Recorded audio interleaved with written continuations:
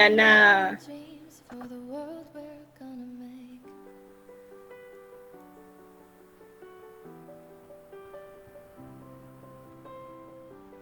There's a house we can build. Every room inside is filled with things from far away. The special things I compile, each one there to make you smile on a rainy day. They can say it all sounds crazy. They can say we've lost our minds. I don't care if they call us crazy. Run away to a world that we design. Every night I lie in bed, the brightest colors fill my head. A million dreams are keeping me awake. I think of what the world could be, a vision of the one I see. A million dreams is all it's gonna take. Oh, a million dreams for the world we're gonna make. However big, however small, let me be part of it all. Share your dreams with me. You may be right, you may be wrong, but say that you'll bring me along to the world you see, to the world I close my eyes to see. I close my eyes to see. Every night I lie in bed, the brightest colors fill my head. A million dreams is all it's gonna take. I think of what Cikgu Radi ada pasangkan kita lagu. Ada siapa-siapa boleh dengar lagu tak? Tak ada cikgu. Tak ada Tapi dapat nampak tu yang Cikgu Radi kongsikan. Skrin dia Dapat. macam lagu. Oh, skrin je. Skrin je Cikgu Radi. Okey.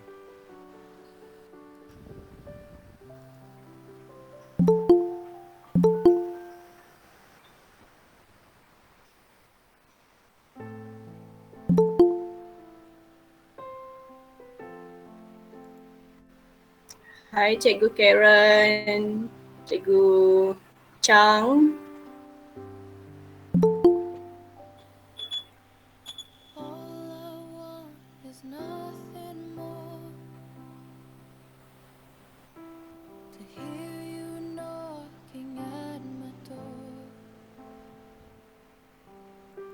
If I could see your face once more,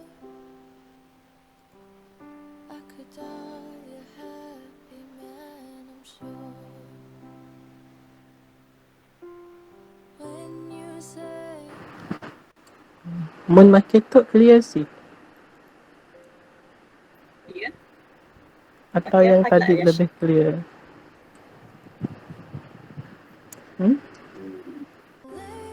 Macam tu, okey.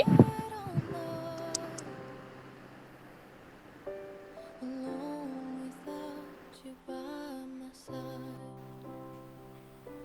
But if you loved me, why'd you leave me? Take my body, take my body. All I want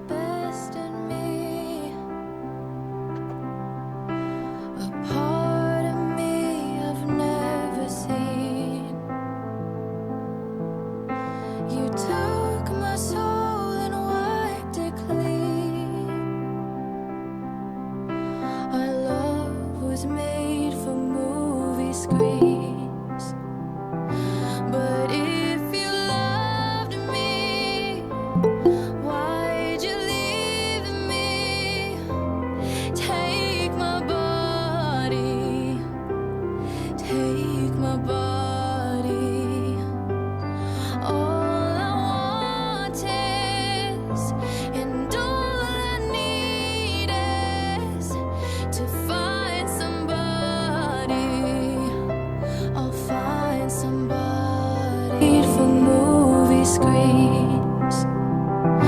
But if you loved me, why'd you leave me? Take my body,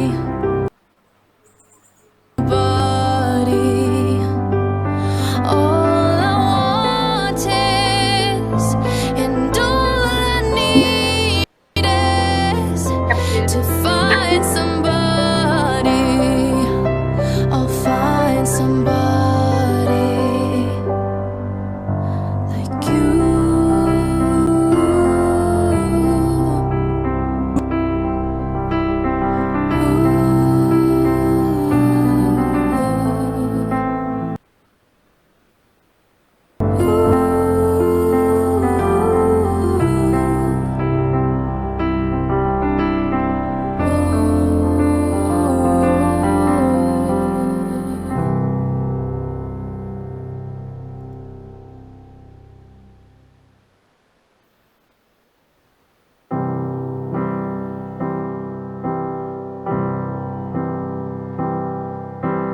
Wise men say only fools rush in,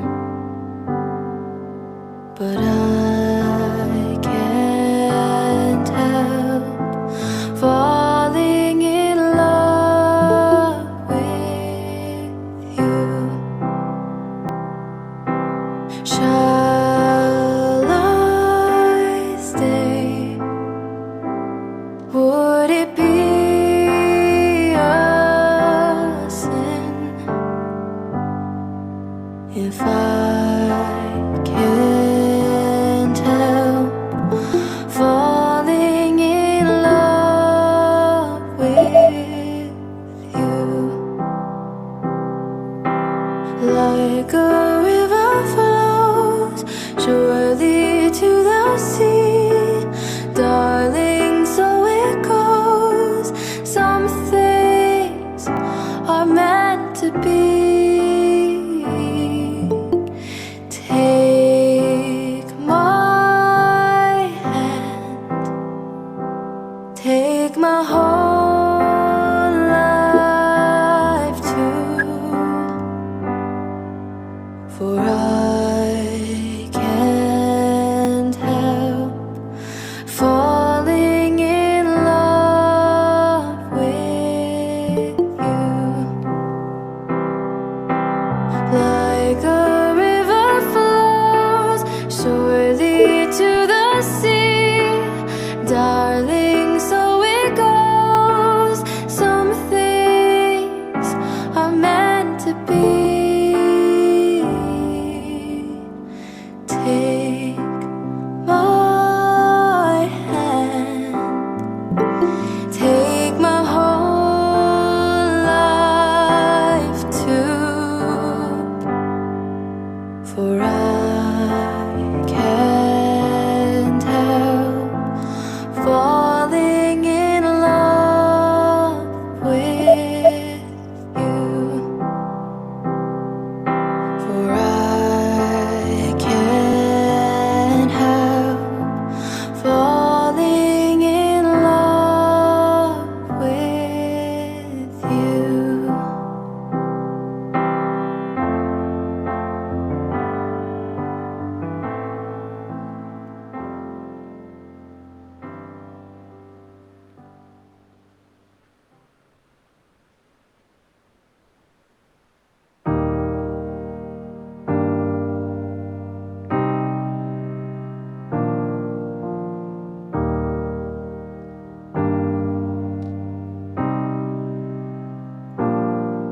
When you try your best but you don't succeed,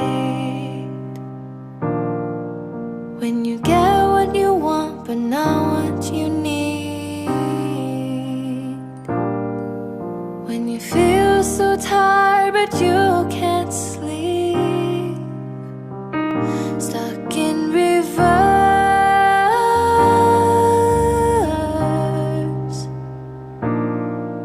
when the tears come streaming down your face,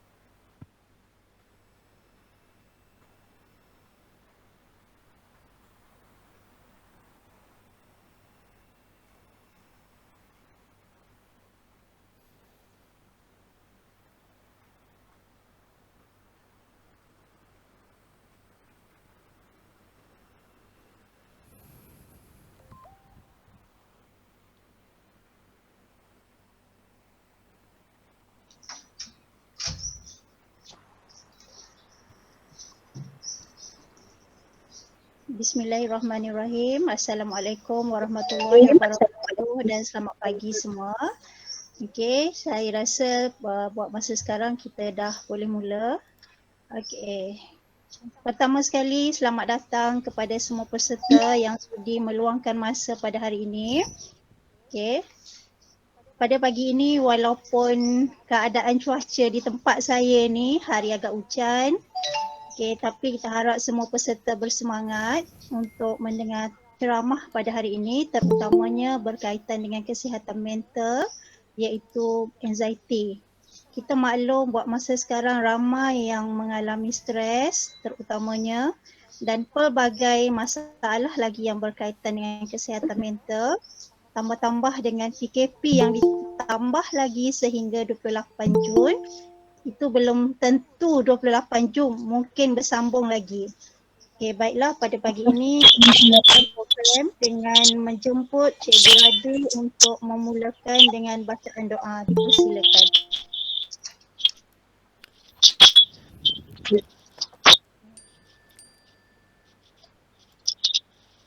Halo, Assalamualaikum warahmatullahi wabarakatuh dan salam sejahtera. Selamat pagi semua sekali. Saya harap pada hari ini kita semua sihat-sihat belaka. Jadi sebelum kita memulakan majlis kita pada hari ini, ceramah kita pada hari ini, seelok-eloknya kita merapatkan doa, memohon kepada Tuhan supaya majlis ini berjalan dengan lancar. Okey. Jadi kita mulakan dengan bacaan Al-Fatihah bagi yang beragama Islam. Kalau yang bukan beragama Islam ikut upacara agama masing-masing lah. Al-Fatihah.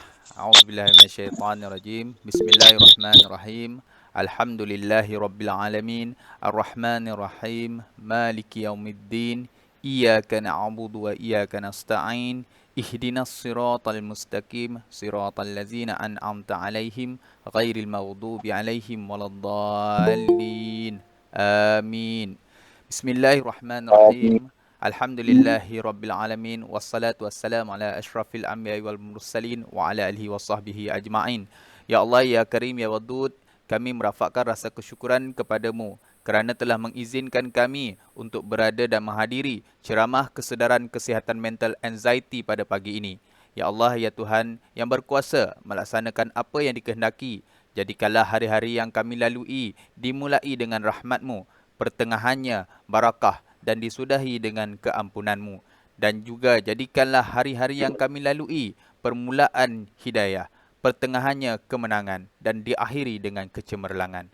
Ya Allah, Tuhan yang Maha Esa lagi perkasa, kami memohon kehadrat-Mu, semoga Engkau jadikan majlis ini sebagai satu wadah untuk kami bersatu padu, bekerjasama dan bantu-membantu di kalangan kami. Amin ya Rabbal Alamin. Ya Allah, kurniakanlah kepada kami iman yang teguh dan mantap dan kukuh demi menghadapi cabaran-cabaran hidup semasa dan dalam mengharumi pancaroba hidup alam baru. Ya Allah, tunjukkanlah kami taufik dan hidayah, jalan yang benar dan cara-cara melaksanakan serta menghayatinya. Jadikanlah kami insan yang suka mendengar kebaikan lantas melakukannya. Begitu juga, jadikanlah kami insan yang apabila mengetahui keburukan lantas bersegera meninggalkannya. Ya Allah, jadikanlah pertemuan kami ini sebagai pertemuan yang diberkati dan dirahmati, dan jadikanlah perpisahan kami selepas ini sebagai perpisahan yang Engkau pelihara daripada mara bahaya dan keburukan. Rabbana atina fid dunya hasanah wa fil akhirati hasanah wa qina azabannar. Wa sallallahu ala sayyidina Muhammad wa ala alihi wa sahbihi wa barik wa sallam. Alhamdulillahi rabbil alamin. Amin amin ya rabbal alamin. Terima kasih. Seterusnya saya serahkan kembali kepada Cikgu Zailina. Okay, terima kasih Cikgu Radhi. Di atas bacaan doa itu tadi. Seterusnya saya mempersilakan PTM SMK Tun Abdul Razak, Cikgu Rosli untuk menyampaikan ucapan sepatah dua kata. Dengan ini mempersilakan.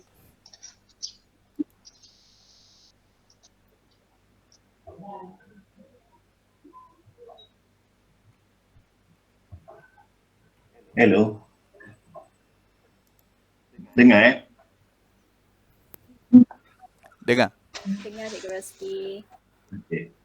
Bismillahirrahmanirrahim. Assalamualaikum warahmatullahi wabarakatuh. Selamat pagi, salam sejahtera. Terima kasih diucapkan kepada pengatur acara majlis, Cikgu Zalina, yang berbahagia Puan ataupun Miss Nur Aisyah binti Musadat, penceramah untuk kita pada hari ini, yang saya hormati segala guru-guru serta murid-murid yang dikasihi sekalian. Terima kasih dan tahniah diucapkan kepada semua jawatankuasa UBK, SMK Tun Abdul Razak kerana telah berjaya untuk menganjurkan program untuk hari ini, yang mana program hari ini berkisahkan tajuk kesihatan mental kalangan remaja Ziati, yang mana ini adalah salah satu aktiviti bagi pihak kita di sekolah untuk sama-sama kita menghadapi keadaan pandemik yang berlarutan, yang mana PKP sebenarnya yang kita tahu PKP kita telah dilanjutkan.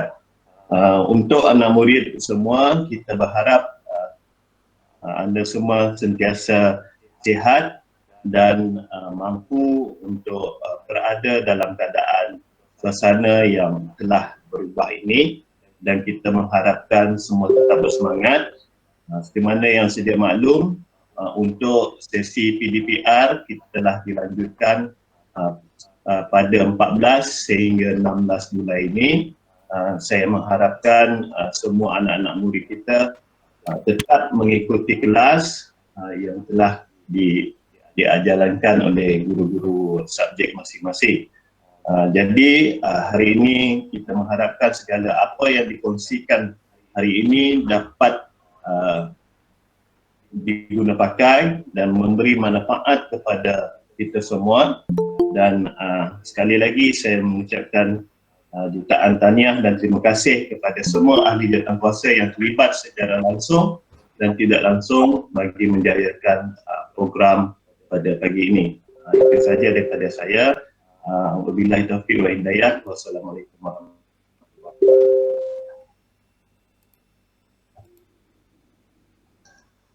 Okey, terima kasih Cikgu Rosli atas ucapan pembukaan sebentar tadi.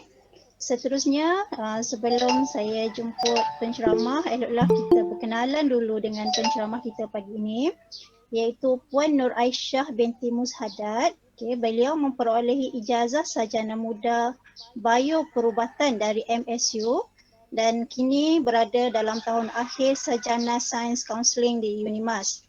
Okay, beliau merupakan seorang yang aktif dalam advokasi kesihatan mental di media sosial dan ceramah berkaitan dengan kesedaran mental. Beliau memegang teori CBT di samping menggunakan modaliti art terapi dalam sesi kaunseling.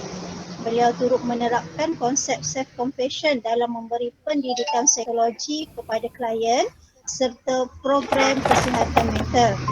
Pernah menjadi penceramah di IEM UNIMAS, UITM serta fasilitator dalam program-program terapi seni, contohnya di Sekolah Tunas Bakti, Pusat Pemulihan Samarahan, Majlis Islam Sarawak, Jabatan Kesihatan Negeri Sarawak dan Jabatan Pendidikan Negeri Sarawak.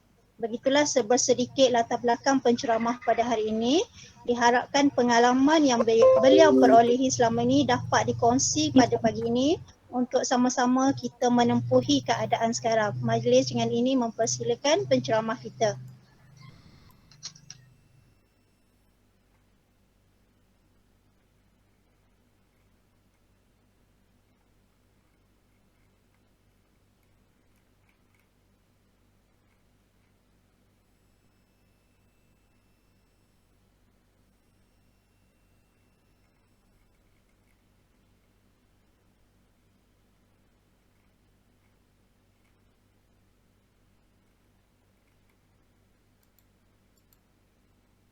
Boleh mula ke? Tadi saya tak dengar sangat tadi.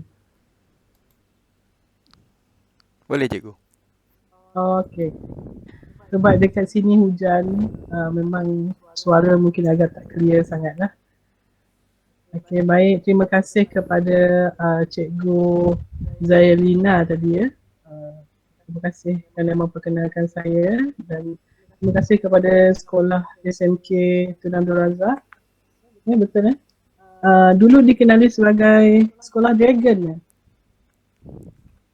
Sebab mak ayah saya dulu sekolah kat situ rasanya. Ya, Dragon School. Ya, mak ayah saya dulu bersekolah di situ dan bertemu di situ, kemudian melanjutkan pelajaran di IPG Rajang. Okey. Baik, terima kasih kepada semua yang hadir hari ini. Jadi saya memperkenalkan diri saya sedikit. Saya Nur Aisyah Musyadat, lebih dikenali sebagai Aisyah Musyadat. Boleh panggil saya Aisyah je lah. Umur 34 tahun, sudah berkahwin dan asalnya memang orang Kuching lah, orang Sarawak. Jadi kalau saya campur-campur sikit bahasa Sarawak kita ni tak apa juga kan. Okay. Okay, baik. Saya try share saya punya screen dulu. Sebab kalau saya share screen, muka saya tak nampak dan saya tak nampak you all semua dalam ni. Okay. Sekejap ya.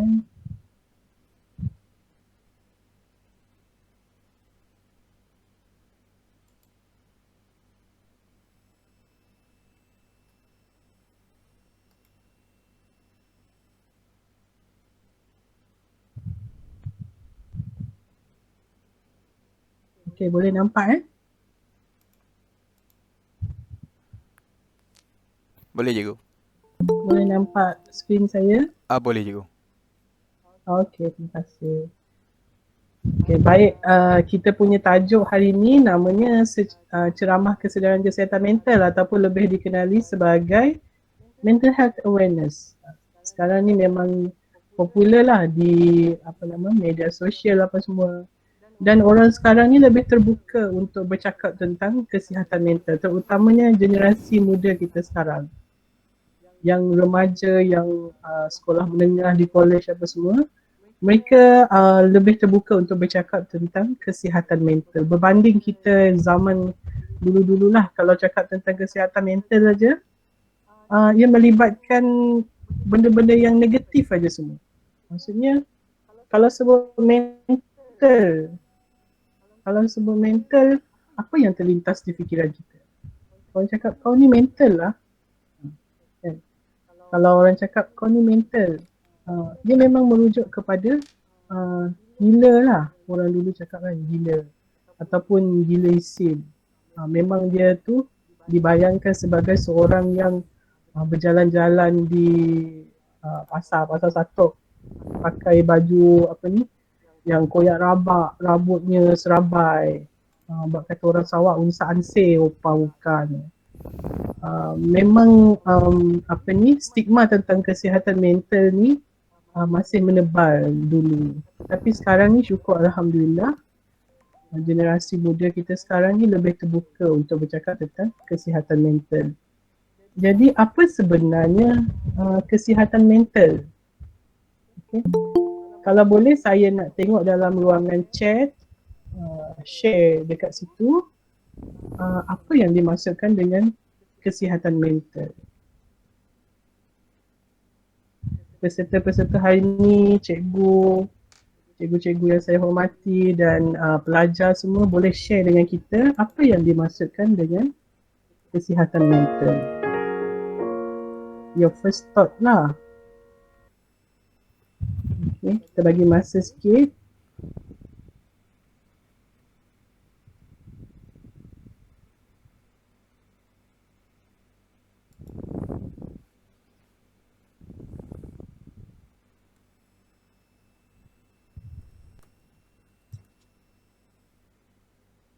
Boleh try di ruangan chat ya.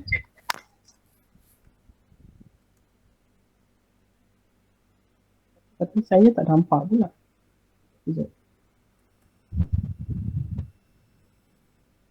Okay, buka kat sini.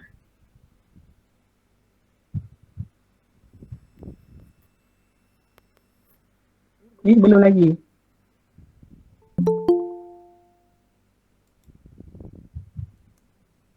Apa yang dimaksudkan dengan kesihatan mental pada pandangan anda?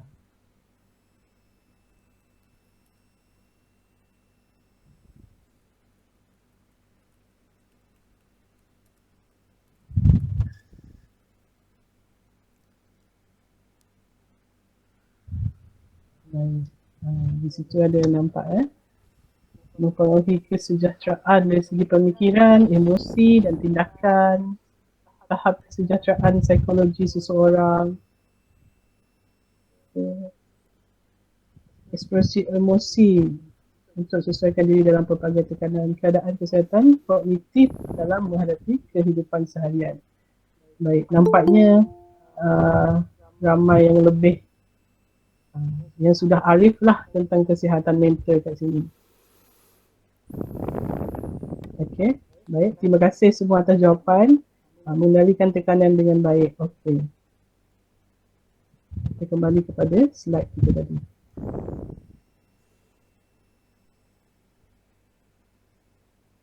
Macam ni lah bila online kan. Mana tekan?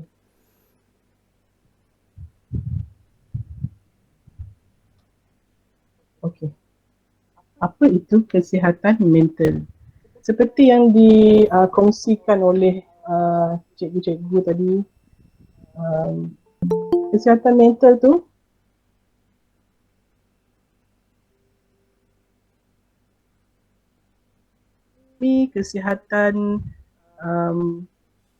kesihatan secara keseluruhannya merangkumi kesihatan mental, kesihatan fizikal dan juga sosial. Jadi selama ni kalau kita cakap saya sihat, kalau cakap saya sihat, apa yang dimaksudkan dengan saya sihat tu? Adakah kita just refer, adakah kita hanya merujuk kepada kesihatan fizikal iaitu tubuh badan kita sihat, tak ada rasa sakit-sakit badan, tak ada darah tinggi, tak ada kolesterol apa semua tu. Tapi dari di WHO mereka menyatakan bahawa kesihatan itu merangkumi kesihatan fizikal, mental dan juga sosial, bukan hanya fizikal. Jadi kalau seseorang itu kesihatan mentalnya tidak baik, maka boleh dinyatakan bahawa dia seorang yang kurang sihat lah, kurang sihat. Dan dari segi sosial juga, pergaulan dia dengan masyarakat. Dan apa yang dimaksudkan dengan kesihatan mental ni tadi, kalau kita tengok definisi WHO jugalah, diorang cakap dalam bahasa Inggeris ada cakap kesihatan mental ni, seseorang tu dia sedar keupayaan diri dia, dia tahu apa yang dia boleh buat. Yang kedua, dia boleh mengatasi tekanan hidup, apa-apa yang terjadi dalam hidup dia, stres ataupun cabaran-cabaran, contohnya kehilangan orang tersayang ataupun dibuang kerja ataupun macam-macam lah cabaran, contohnya masa pandemik ni, stres, dia boleh menghadapi cabaran tu. Dan yang ketiga adalah dia boleh bekerja dengan produktif. Maksudnya kalau di organisasi ataupun kita boleh katakan kalau pelajar di sekolah, dia boleh belajar, dia boleh mencapai keputusan yang baik dan boleh menumpukan perhatian apa semua. Dan yang keempat adalah dia boleh menyumbang kepada masyarakat. Maksudnya di sini dia boleh melakukan sesuatu yang bermanfaat kepada masyarakat. Jadi bila kita tengok empat maksud ataupun definisi kesihatan mental ni, dia agak subjektif. Sebab setiap orang dia punya contohnya menyumbangkan kepada masyarakat.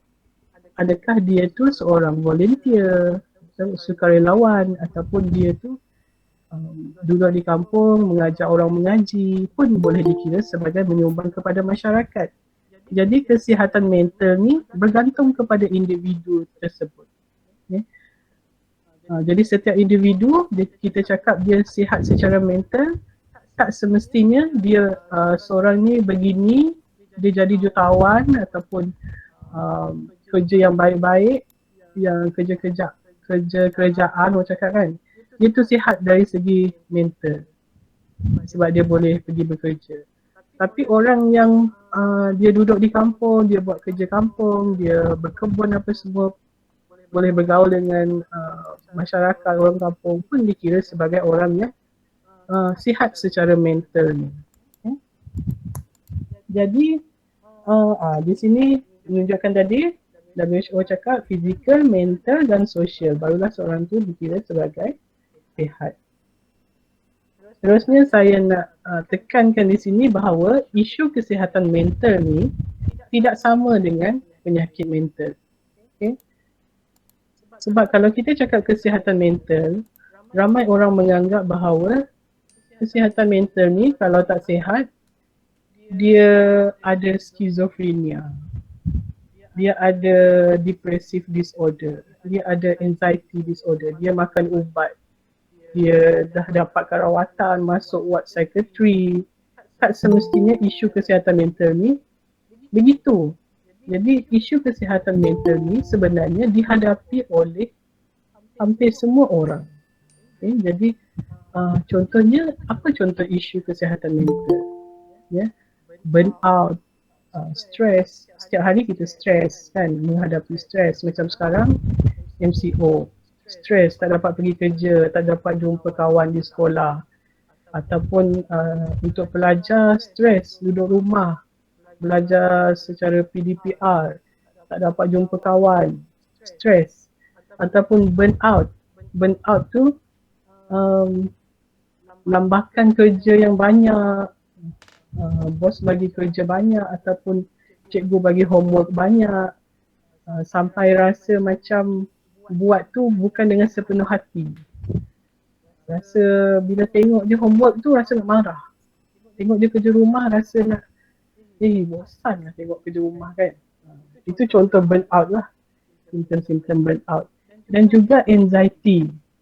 Anxiety yang kita akan bicarakan hari ini adalah salah satu isu kesihatan mental yang boleh berlaku kepada sesiapa sahaja, termasuk kanak-kanak, remaja dan juga orang dewasa, orang tua. Semua boleh menghadapi walaupun dia tu bukan pesakit mental. Okay? Jadi apa pula penyakit mental? Okay? Penyakit mental ni adalah keadaan mental yang dah merosot, kemudian dia didiagnose oleh pakar psikiatri, doktor psikiatri ataupun clinical psychologist.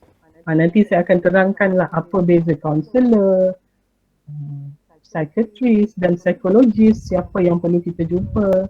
Jadi kalau penyakit mental ni dia hanya boleh didiagnose oleh psikiatris dan juga psikologis, clinical psychologist. Jadi isu kesihatan mental ni tak sama dengan penyakit mental.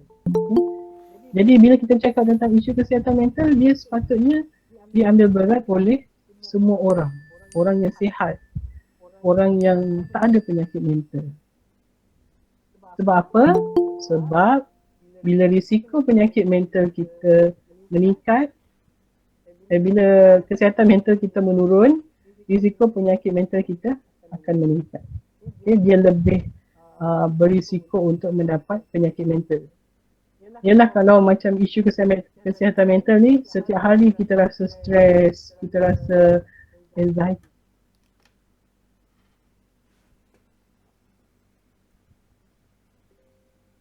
Memang dia akan meningkatkan risiko untuk mendapat penyakit mental. Okey. Di sini tadi saya dah terangkan isu kesihatan mental, contohnya depression, stress dan anxiety. Jangan rasa pelik pula dekat sini ada dinyatakan kemurungan. Sebab orang ingat kalau sebut je kemurungan terus dia tu makan ubat ataupun dia tu memang pesakit mental. Tak semestinya. Sebab kemurungan ni ada tahap dia. Kemurungan ni ada tahap dia. Setiap orang yang pernah mengalami kemurungan, dia mungkin kemurungan dia di tahap rendah ataupun di tahap tinggi, tapi dia bukan lagi pesakit mental. Kemudian stres yang berlaku dalam kehidupan kita setiap hari. Kemudian anxiety, kebimbangan. Dan ni contoh-contoh penyakit mental yang saya sebutkan tadi. Kita boleh tengok di sini beza. Depression, kalau dia dah berubah menjadi penyakit mental, dia jadi major depressive disorder. Salah satunya lah. Major depressive disorder. Kemudian stress, kalau dia dah berubah menjadi penyakit mental, dia jadi post traumatic stress disorder. Salah satu penyakit mental yang boleh berlaku. Kemudian anxiety, apa penyakit mental yang berkaitan dengan anxiety? Salah satunya generalized anxiety disorder. Ini yang paling common lah. Kemudian fobia, kita spesifik fobia pun dikira sebagai penyakit mental, ataupun social anxiety. Banyak lagi lah jenis-jenis penyakit mental dalam kategori anxiety.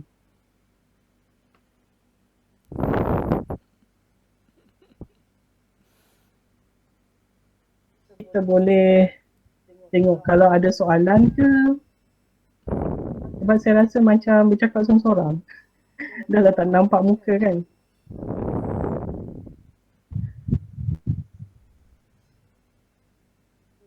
Tak ada soalan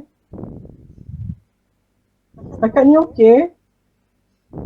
Ataupun terlalu cepat ke?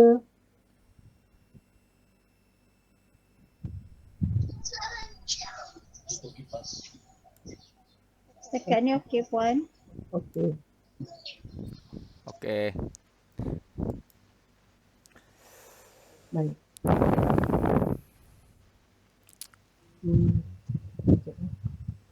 Kita minum sekejap.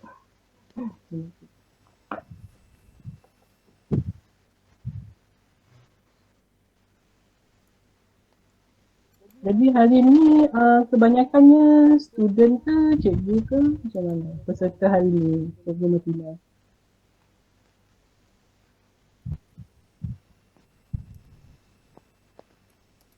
Ya, Aisyah, hari ni kita ada peserta daripada Jabatan Kebajikan, ada juga daripada sekolah SMK Agama Matang, ada juga daripada Sakura, Cikgu Maslina, guru bimbingan dan kaunseling SMK Padawan, ramai juga daripada SMK Tun Abdul Razak sendiri, ada Cikgu Jos, Cikgu BBN, Cikgu Radi, AJK kita, Cikgu Leh, ramai cikgu-cikgu dan pelajar daripada sekolah lain turut serta juga pada pagi ini. Okey, terima kasih. Ramai dalam 76 orang hari ni. Baik, kita Ada lagi yang cuba nak masuk.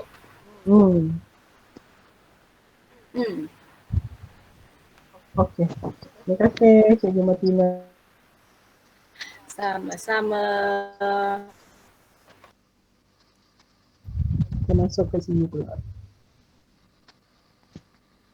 Okey, sebelum kita masuk kepada anxiety, pertama sekali kita perlu tahu apa itu stres. Sebab dia berkait rapat. Okey. Jadi stres ni adalah salah satu isu kesihatan mental juga yang sangat common, yang sangat kerap berlaku dalam kehidupan kita. Kita bayangkan satu spring yang ada tapak dia kan. Yang ada tapak.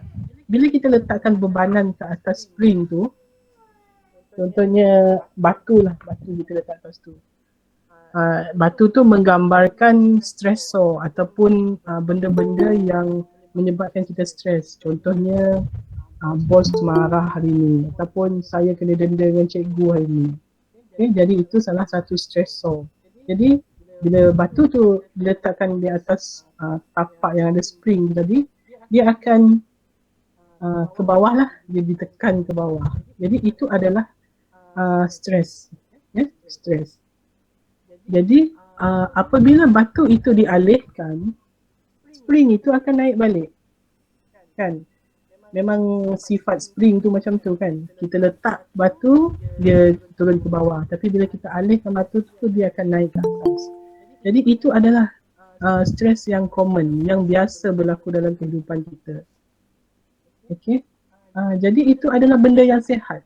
Stres itu adalah benda yang biasa berlaku, yang sihat, yang normal, yang semua orang boleh menghadapi. Tapi apabila ia berpanjangan ataupun batu tu terlalu lama atas spring tu, terlalu lama, ataupun bila dialihkan batu tu, spring tu dah tak boleh naik ke atas balik, dia sudah berubah menjadi sesuatu yang tidak normal ataupun sesuatu yang boleh membahayakan kesihatan mental kita. Okay. Jadi apabila stres ini berpanjangan, dia boleh berubah menjadi anxiety. Okay. Anxiety ni adalah perasaan risau, takut, terganggu, berpanjangan walaupun tak ada stresor tadi, dan reaksi yang diberikan adalah bersifat internal ataupun dalaman. Macam tadi, stres dia bersifat luaran. Kalau bos marah, aku stres. Kalau bos tak marah, aku tak stres. Contohlah. Tapi anxiety ni, benda tu dah ada dalam pemikiran kita. Okay.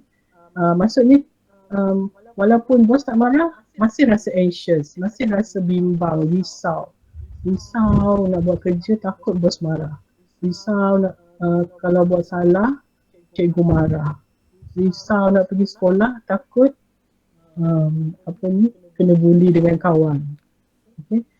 Itu contoh anxiety. Jadi sebenarnya anxiety ni adalah pertahanan badan. Pertahanan badan dalam menghadapi situasi yang berbahaya. Okay, dia dalam boleh dibahagikan kepada 3 ataupun sekarang ni saya tengok dah 4, tapi kita lebih kepada 3 jenis ni, iaitu fight, flight ataupun freeze. Okay, kita bayangkan contohnya kalau rumah terbakar kan.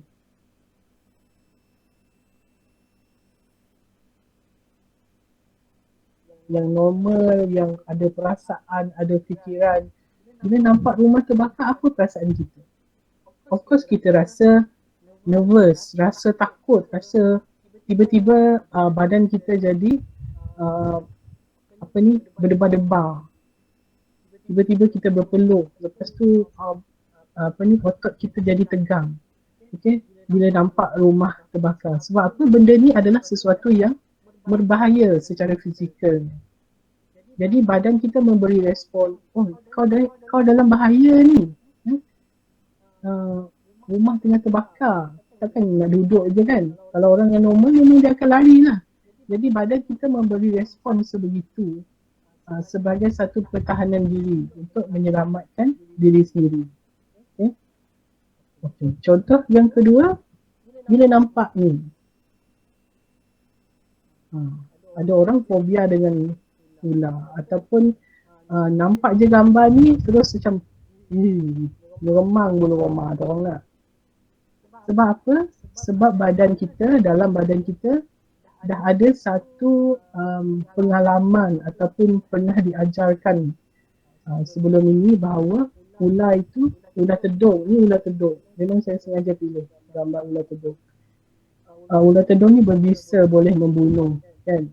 Jadi sebagai pertahanan badan, otak kita mengeluarkan hormon tertentu untuk memberi signal kepada badan kita bahawa sekarang ni dalam bahaya. Okay. Sedangkan kalau kita fikir secara logik, gambar ni gambar je kan. Tapi apabila anxiety tu menguasai diri kita, tengok gambar pun dah rasa macam bahaya kan, bahaya. Right. Okay.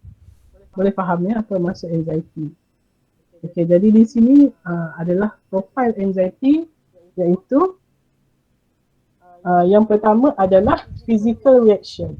Physical reaction ataupun reaksi fizikal, iaitu tangan berpeluh, apa jantung kita berdegup laju, tiba-tiba heartbeat apa ni duk duk duk duk duk, duk kan, selalu slow je duk duk duk. Tapi bila berlaku anxiety ni dia laju. Kemudian otot kita jadi tegang, bahu kita rasa sakit, kita rasa macam apa ni lenguh lah, badan rasa tegang macam tu. Kemudian muka kita berubah menjadi merah. Sebab apa? Darah kita berjalan dengan laju kan. Kemudian kepala kita jadi macam rasa terhoyong-hayang, rasa nak pengsan pun ada. Okey. Kemudian dari segi pemikiran kita, contohnya kalau kita nampak ular tadi, walaupun benda tu gambar, walaupun dia gambar, tapi kita menganggap benda tu bahaya. Okay. Dari segi pemikiran kita menganggap benda tu bahaya. Sedangkan kalau difikirkan secara logik, tak bahaya pun, gambar aja kan. Jadi kemudian dari segi pemikiran itu adalah kita sangat risau, rasa macam terhimpit, tersepit. Okay. Suasana tu rasa macam apa ni, mencengkam diri kita lah, pemikiran kita tu takut sangat. Okey, kemudian dari segi tingkah laku kita akan mengelak situasi yang membuatkan kita rasa takut tu tadi, anxiety, worries tu tadi, kita akan mengelakkan situasi tu. Contohnya kalau orang yang fobia naik lift, ada orang fobia naik lift. Sebab apa? Dalam lift tu dia tertutup, dia kecil, dia apa ni, tertutup lah, dia apa ni, rasa terperangkap dalam lift tu. Sebab mungkin dia pernah tengok cerita ke, movie ke kan, ada orang dalam movie tu orang terperangkap dalam lift sampai 10 jam ataupun 24 jam sampai dia pengsan apa semua. Bila benda tu pernah kita tengok ataupun pernah kita alami, benda tu akan menyebabkan kalau tak diatasi pada masa depan, kita akan mengelak situasi tu.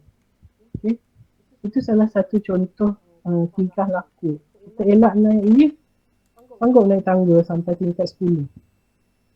Sebab pemikiran, takut dengan apa ni, peristiwa tu tadi. And then ataupun tingkah laku kita selain daripada mengelak tu, kita jadi orang yang sangat perfectionist. Sebab apa? Sebab kita takut nak buat silap.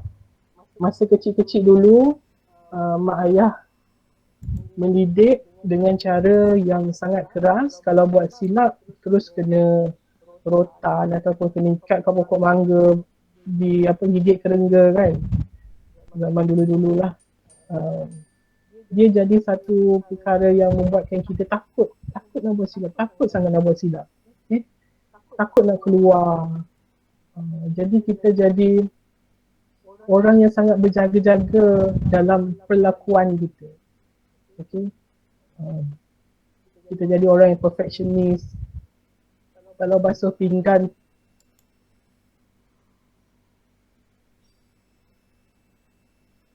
contoh-contoh tingkah laku apabila kita mengalami anxiety. Okay, and then yang keempat adalah dari segi mood ataupun emosi kita. Kita rasa nervous, kita rasa bimbang, risau, rasa panik.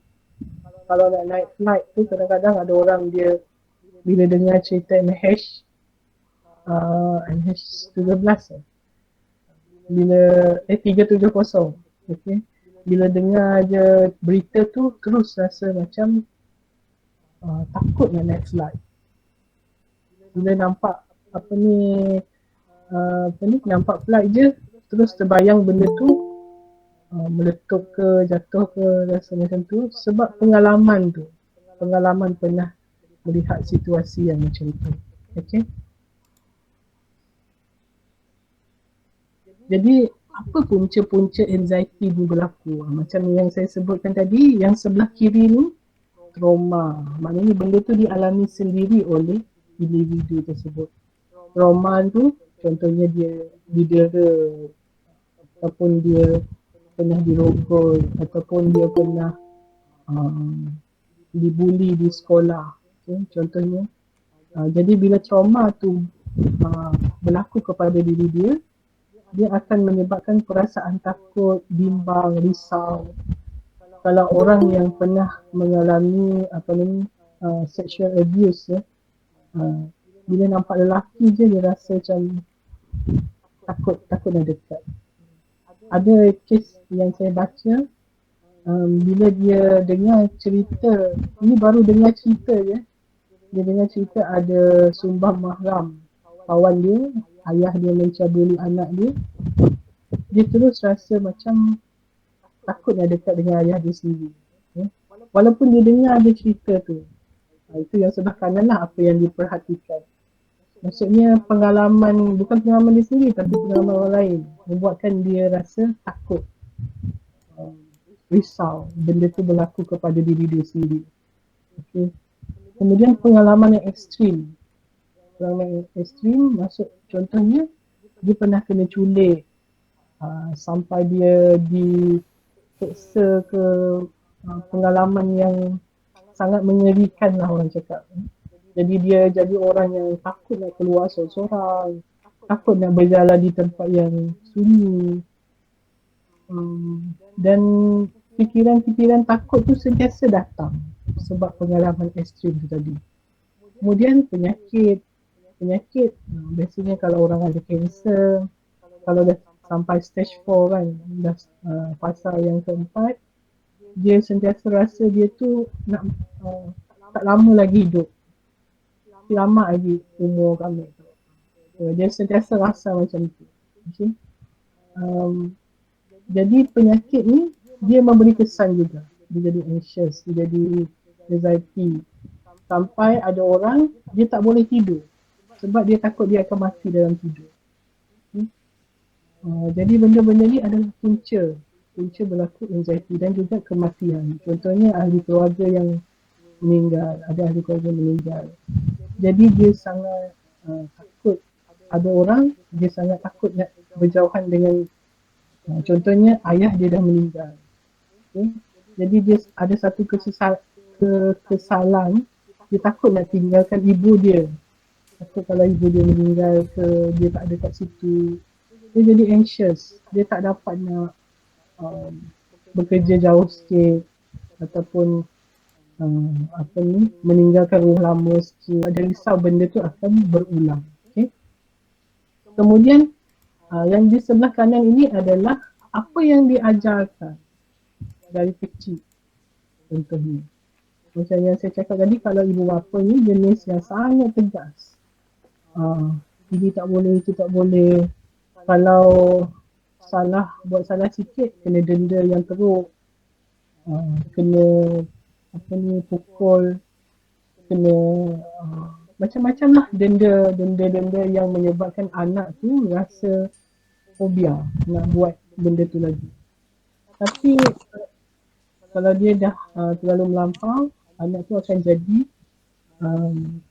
itulah, anxiety tu menguasai diri dia. Okay. Kemudian apa yang diperhatikan, macam yang saya cerita tadi lah, dia tengok kawan dia mengalami benda tu, dia pula yang rasa fobia. Ataupun ada kaunselor yang dia banyak dengar cerita tentang isu rumah tangga, suami isteri bercerai-berai sampai dia fobia nak kahwin. Itu contohlah. Okay. Faham ya punca anxiety ni?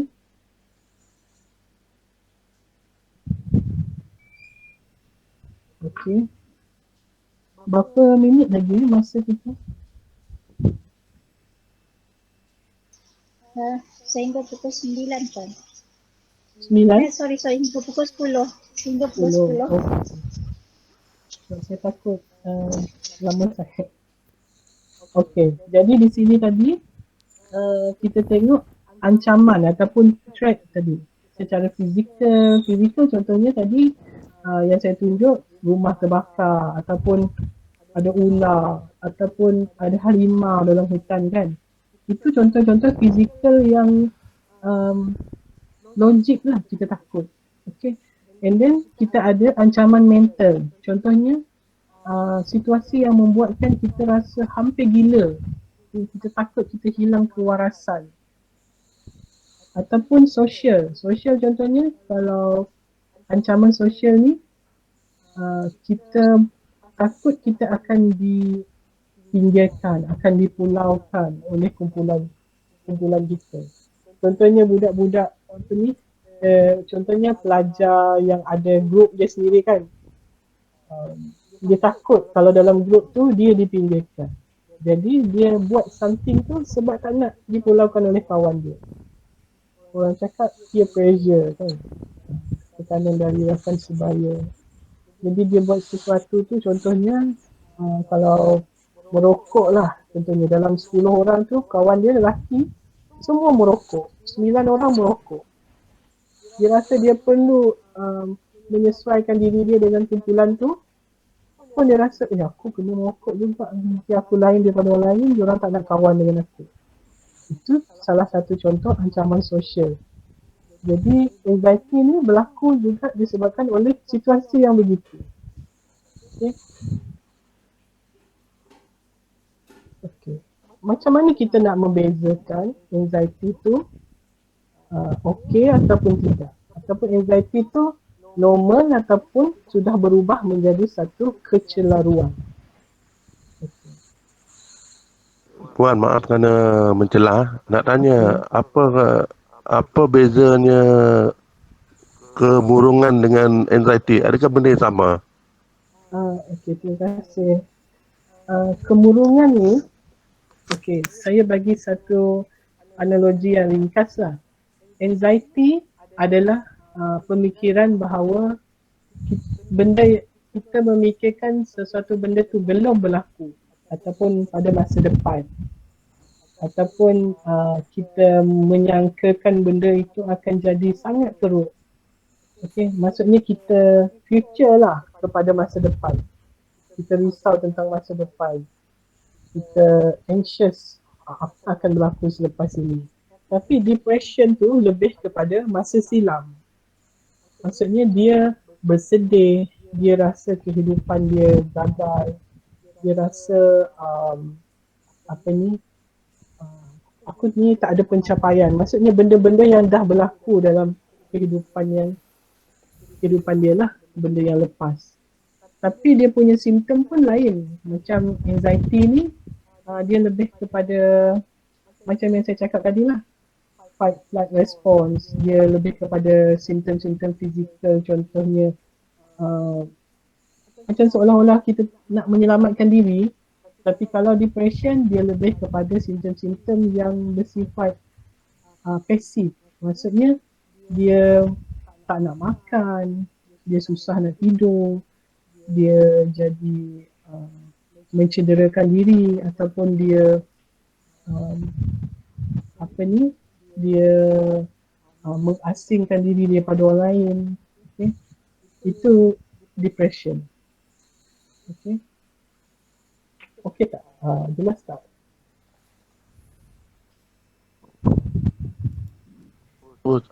Tingkah laku macam seseorang ni dia macam contohlah lepas memasak kan, dia tutup pelegis kan, kemudian dia jalan-jalan, lepas tu dia akan teringat macam tak lagi.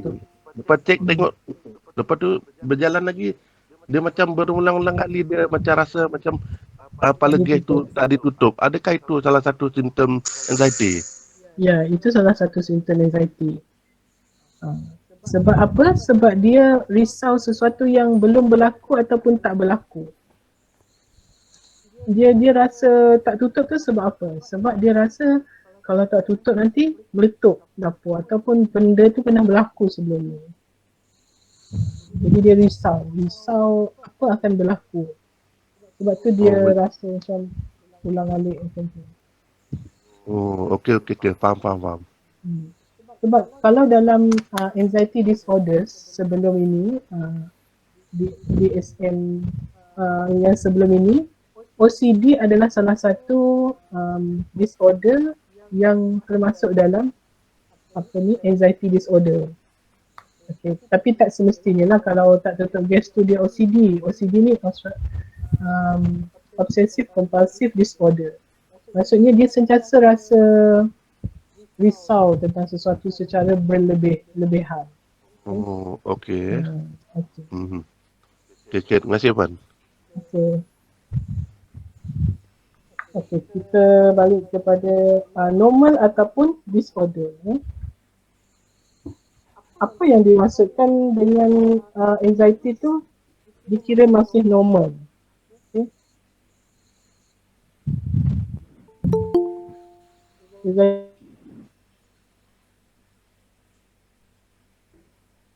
Kita. Fungsi seharian ni maksudnya kita masih boleh pergi kerja, kita masih boleh hubungan sosial dengan kawan, dengan family, kita masih boleh buat aktiviti yang kita suka. Tapi kalau dia sampai ke tahap kita dah tak boleh buat apa yang kita buat sebelum ni. Contohnya, sebelum ni kita suka memasak. Tapi disebabkan kita terlalu risau, lupa tutup gas contohnya, terlalu risau lah. Kita elakkan aktiviti memasak tu sebab kita tak nak benda tu berlaku. Jadi dia mengganggu fungsi seharian kita.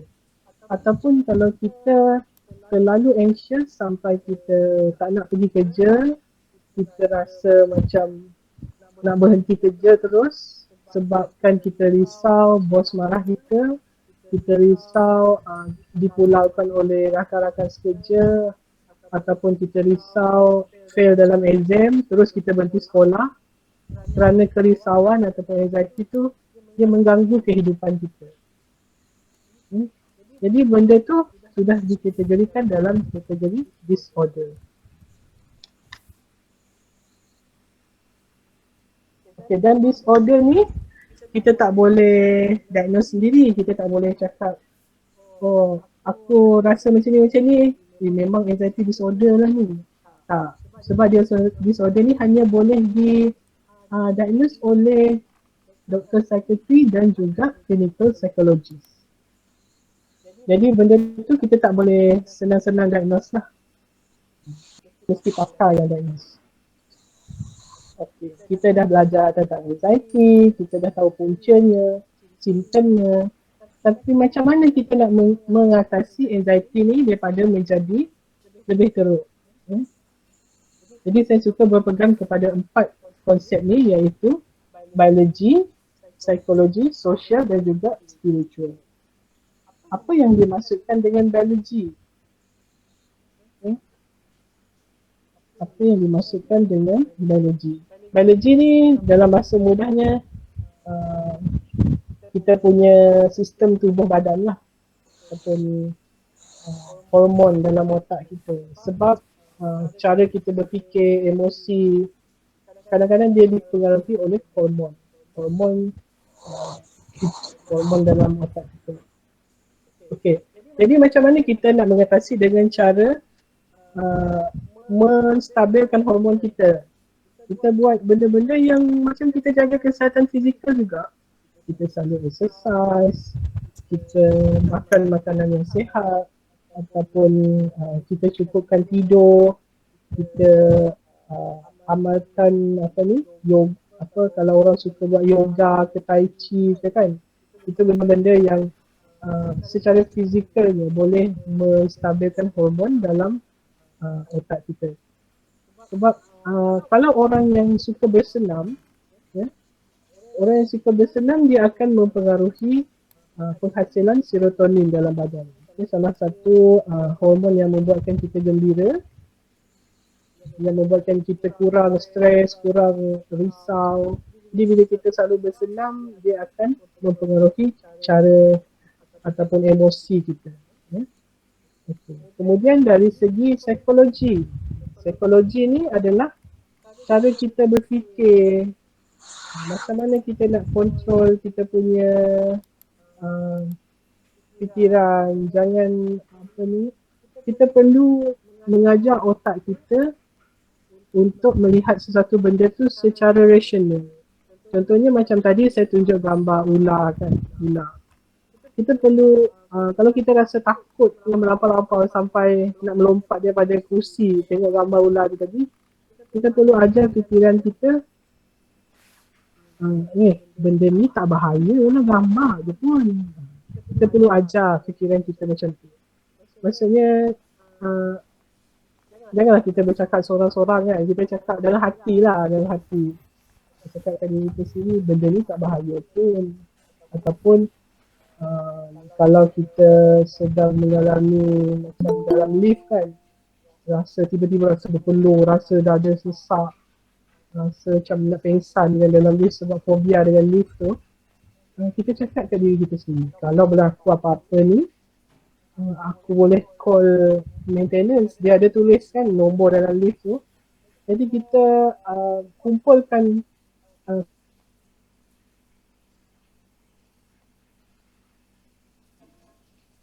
kita pernah tak adalah sampai meninggal ke dalam lift kan, yang terlalu ekstrim kita fikirkan. Jadi kita perlu rationalkan balik fikiran kita, dan benda ni memang bukan mudah, tapi dia boleh diusahakan lah, dengan cara terapi, psikoterapi yang betul. Okay. Kemudian dari segi sosial, adalah dari segi sokongan orang sekeliling ataupun family kita. Family, kawan-kawan, kita letakkan diri kita dalam lingkungan orang yang support ataupun menyokong kita. Jangan berkawan, bolehlah berkawan tapi jangan rapat sangatlah dengan orang-orang yang selalu sangat mengkritik kita, yang selalu buat kita rasa down. Kalau boleh elakkan. Bukan kita nak memutuskan silaturahim, tapi kalau dah hari-hari kita dengar orang asyik cakap, kau ni memang tak boleh berjaya, kau ni memang akan jadi orang lah. Kalau hari-hari kita dengar benda tu, walaupun kita cuba nak menolaknya, dia sedikit sebanyak dia akan meresap juga dalam fikiran kita. Sampai kita sendiri rasa apa yang orang cakap tu betul. Jadi kita perlu melingkungi diri kita dengan jaringan sosial yang positif. Okay. Kemudian dari segi spiritual, dari segi spiritual ni adalah kepercayaan kita kepada Tuhan. Kalau agama Islam, kita percaya dengan qada dan qadar. Ada benda yang kita boleh kontrol, ada benda yang di luar kawalan kita. Contohnya macam sekarang pandemik kan sedang berlaku. Adakah kita nak menyalahkan diri kita sendiri sebab pandemik ni berlaku? Sedangkan benda ni di luar kawalan kita. Jadi kita percaya benda ni berlaku, ada hikmahnya. Salah satu kekuatan spiritual kita ada hikmahnya dan dia di luar kawalan kita. Okay? Jadi dia akan menenangkan sikit lah kita punya kerisauan, kebimbangan, ketakutan tu. Okay? Dari segi spiritual. Ni macam yang saya cakap tadi, bahaya tu kita bila kita dalam keadaan anxiety, kita rasa benda tu bahaya, tapi bahaya tu macam mana, setakat mana yang bahaya tu? Adakah bahaya tu sampai membahayakan nyawa kita, ataupun benda tu sekadar yang kita bayang-bayangkan saja sedangkan dia tak bahaya. Dan kita perlu mencari bukti bahawa benda tu betul ke bahaya. Betul ke kalau kita cakap berlaku belon lah, kapal terbang kan. Kapal terbang tu terhempas, adakah dalam 10 flight tu 9 yang terhempas, ataupun benda tu berlaku sangat-sangat jarang.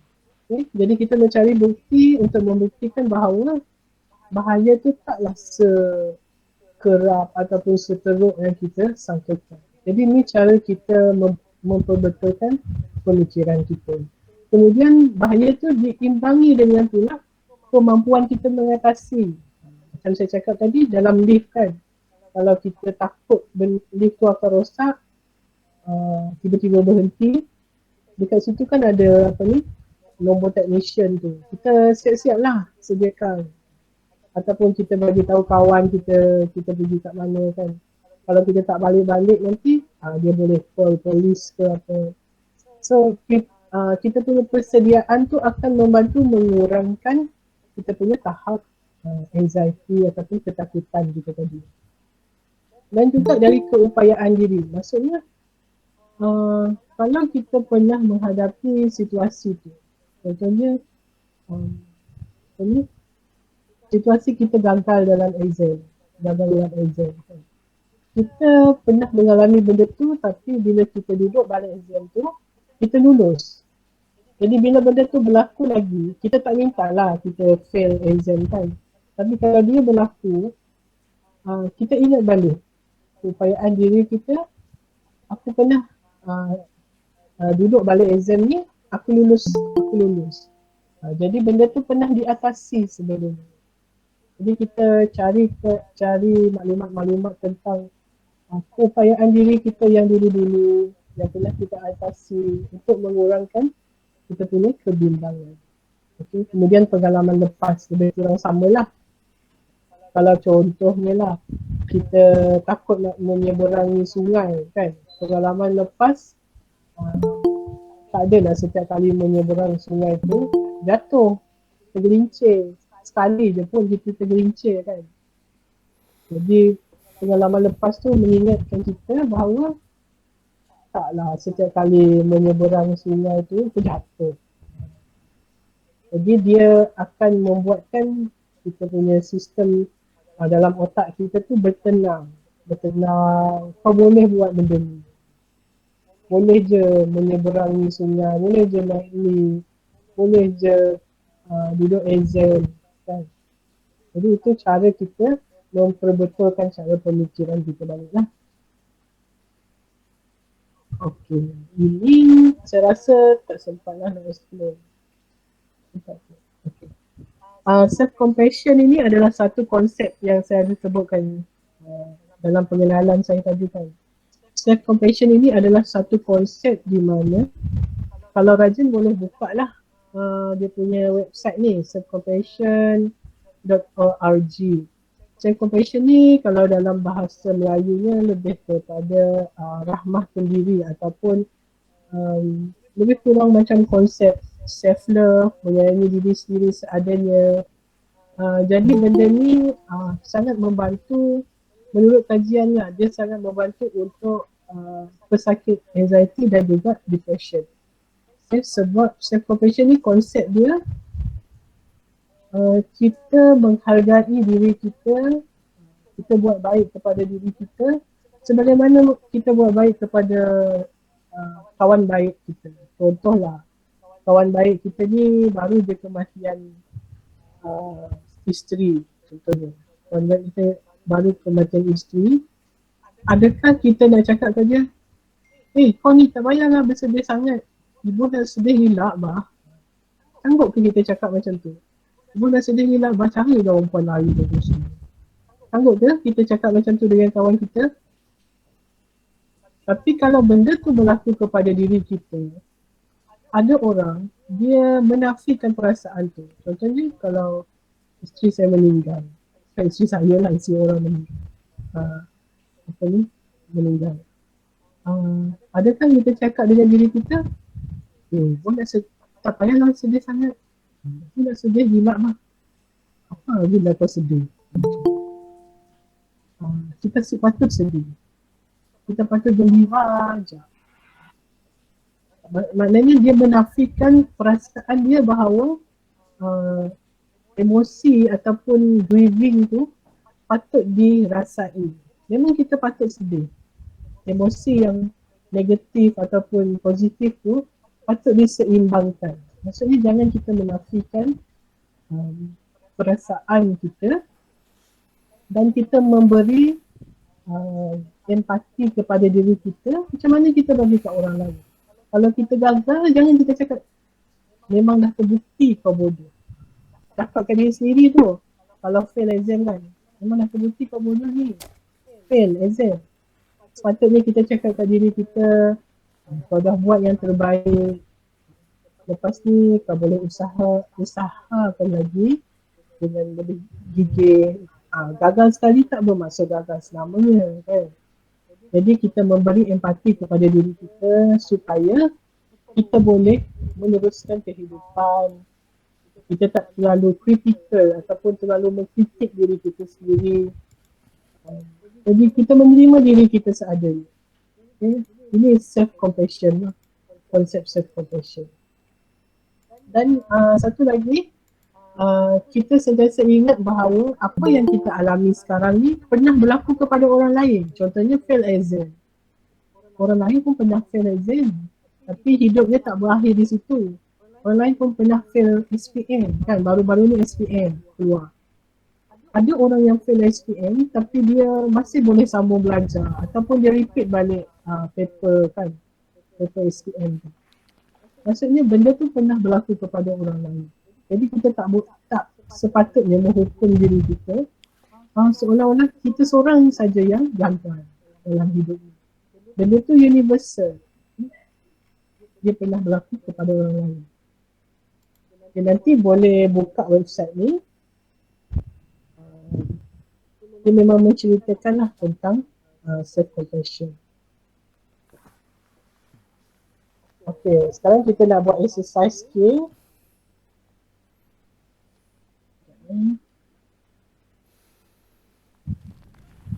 Okay. Kita buat exercise. Breathing exercise. Sebelum tu Puan ada soalan di info message tu. Okay.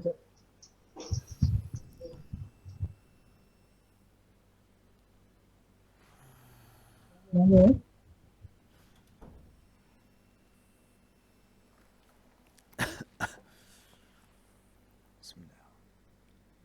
Ketakutan. Dia betul, ketakutan ni macam yang saya dah jelaskan tadi lah. Takut. Okey, contohlah vaksin ni kan. Kita dengar macam-macam berita, macam-macam konspirasi. Kita takut nak ambil vaksin. Sebab apa? Kita takut tiba-tiba kita sakit teruk lepas divaksin. Ataupun benda tu memang akan berlaku kepada diri kita. Itu contoh anxiety lah, ketakutan. Jadi kita tak nak ambil vaksin lah, takut benda tu akan berlaku. Sedangkan kalau ikutkan macam yang saya cakap tadi, kita perlu mencari bukti. Dalam 1,000,000 orang, berapa orang yang kena simptom yang teruk ataupun side effect yang teruk? Betul lah tu, itu soalan tu penjelasan. Ini termasuk kepada apa? Takut usaha kita yang teruk, takut kepada keadaan yang lebih terkejutkan. Dia, itulah anxiety, betul lah apa yang dijelaskan tu. Kecuali kalau benda tu sehingga mengganggu fungsi harian kita. Mengganggu kita nak pergi kerja, tak jadi nak pergi kerja sebab takut kan. Itu contohnya kalau dia dah dalam tahap disorder lah. Oh, dah. Itu soalannya yang lain. Mempunyai pengalaman yang menyakitkan dalam percintaan. Dan kesakitan itu menguasai pemikiran. Okey. Walaupun dia konteks dia berbeza. Ataupun situasi dia berbeza kan, percintaan. Kita boleh tengok sekeliling kita, adakah semua orang sakit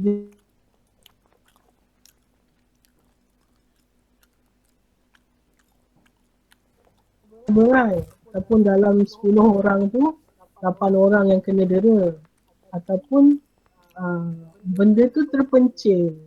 Dia bergantung kepada kadang-kadang dia nasib jugalah, ataupun macam saya cakap tadi, spiritual. Dari segi spiritual kita percaya kadar dan kadar kan jodoh kita dengan orang tu, kebetulan jodoh kita dengan orang tu pula menyakiti kita. Tapi sebenarnya percintaan tu taklah semuanya menyakitkan kan.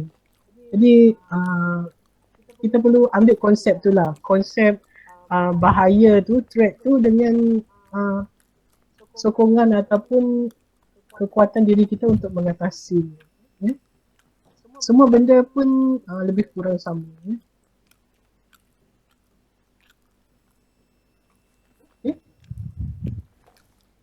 Okay, kita belajar tentang breathing exercise. Kita try buat exercise sikit. Breathing exercise ni ataupun senaman pernafasan. Okay, kadang-kadang sebab ada orang dia mengalami panic, ya, panic attack. Panic attack ni keadaan macam dia lebih kurang macam orang kena serangan jantung.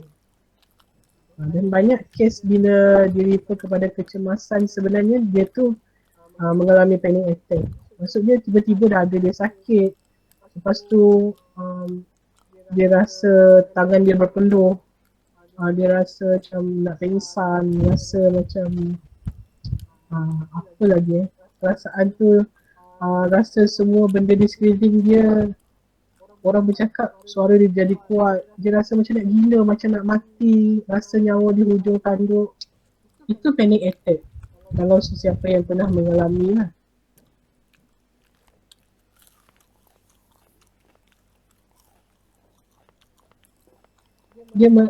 Ada juga dia mengalami panic attack disebabkan gas dalam perut dia.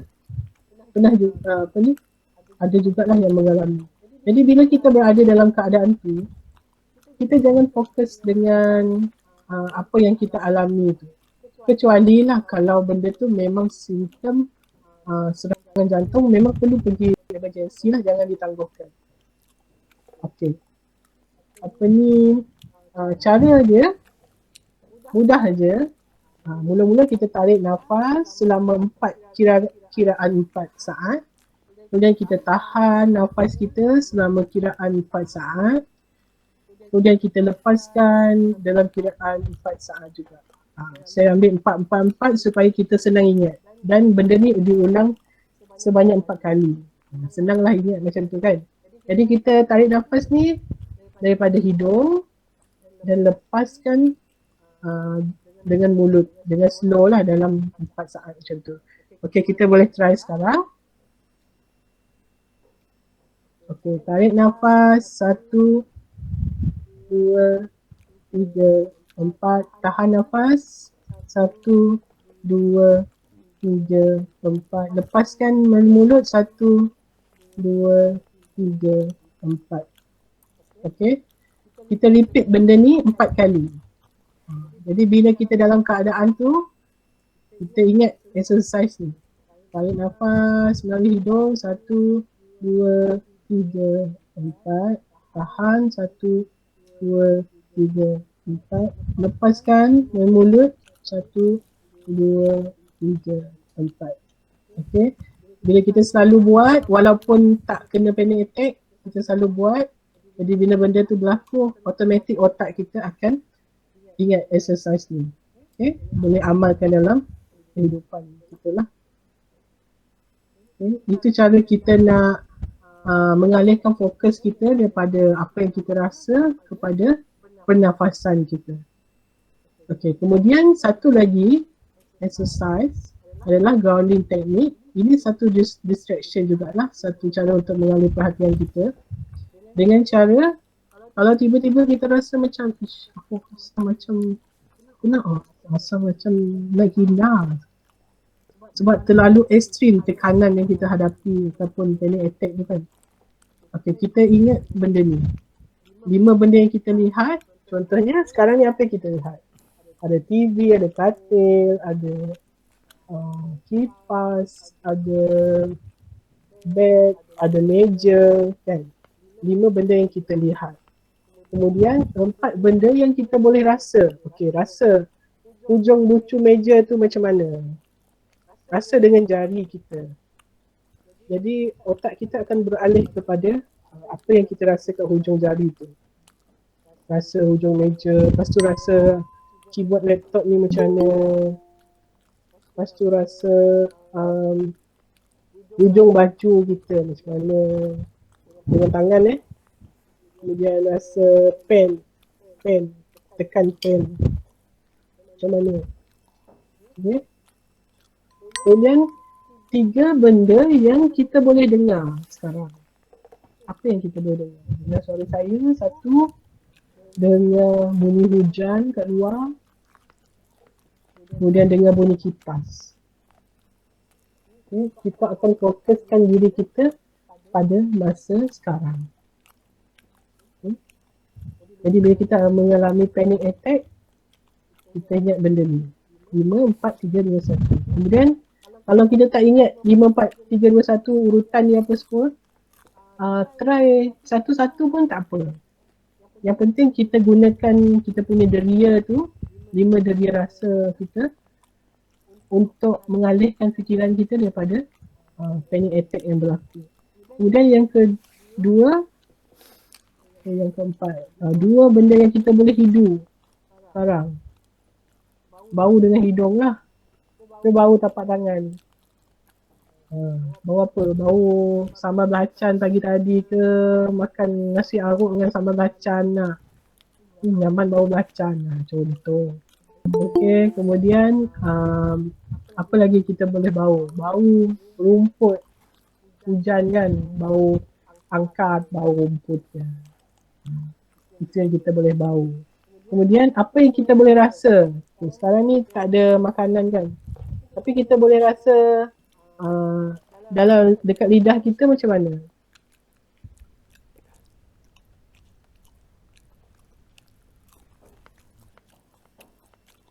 Okey, jadi 5 benda ni untuk mengatasi ataupun mengalihkan perhatian kita ketika panic attack. Jadi kita kena try macam-macam cara. Kadang-kadang breathing tadi orang tak boleh juga nak redakan panic attack ataupun anxiety dia. Cuba cara ni. Kalau tak boleh juga, kita try satu lagi. Imagery. Maksudnya kita membayangkan diri kita berada di tepi pantai. Sekarang ni contoh sekarang ni dalam keadaan stres, mak ayah sedang bergaduh kat luar dulu. Aku rasa tertekan sangat. Mak ayah aku menjerit-jerit, baling pinggan, baling macam-macam lah benda dia baling. Cuba bayangkan, kadang-kadang bila kita dengar apa ni, orang bergaduh macam tu, tiba-tiba badan kita rasa macam itulah, rasa tertekan kan. Okay? Minta maaf Puan. Ada satu yang mesej tu, cuba Puan baca tu, agak menarik juga yang dia yang leras tu, kongsikan tu. Cuba Puan tengok balik mesej tu. Okay. Adakah anxiety dengan attention seeker sama sebagai yang kita? Lepas tu kita nak kawal jangka kami sini. Okey. Kawan yang berkongsi tentang masalah ni, dia sebenarnya bukan attention seeker. Sebenarnya dia sedang, kita bayangkan dia seolah-olah dia sedang meminta pertolongan. Kadang-kadang orang cakap, aku rasa nak bunuh diri. Kawan kita madah lah. Aku rasa nak bunuh diri lah. Aku rasa hidup ni dah tak bermakna.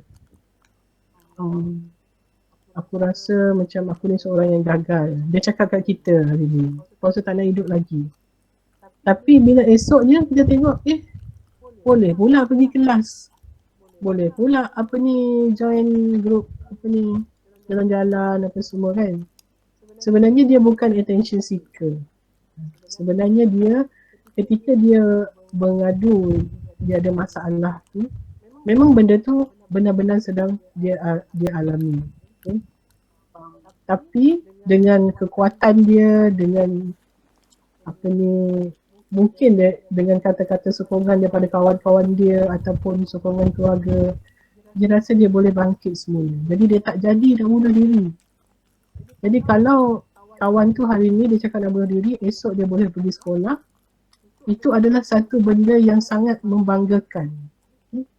satu benda yang sepatutnya kita kita rasa kagum lah dengan dia sebab dia pernah rasa nak menamatkan hidup dia tapi dia bangkit semula dan menjalani hidup macam tak ada apa-apa yang berlaku. Sedangkan kita tahu orang yang mengalami benda macam ni, tak ada orang nak bergurau tentang hidup dan mati. Tak ada orang yang suka-suka nak bercakap tentang kematian ataupun rasa gagal, rasa nak menamatkan hidup apa semua. Mungkin kalau dia selalu sangat bercerita yang melalut-lalut ataupun dia mereka-reka cerita, kita first thing kita perlu buat adalah dengar dulu. Kita jangan judge ataupun hakimi dia dulu. Kita dengar dulu apa yang dia nak cakap sebenarnya. Kemudian kalau rasa dia tu boleh membahayakan diri ataupun boleh membahayakan orang lain, mungkin kita boleh cadangkan dia jumpa kaunselor, jumpa Cikgu Martina ke, minta pendapat cikgu, kaunselor macam mana kalau mengalami perasaan macam tu. Okay? Jangan kita terus menghukum orang tu sebagai attention seeker. Kita tak boleh judge orang, kita tak tahu apa yang dia alami. Okay. Kalau dia kurang ajar tu,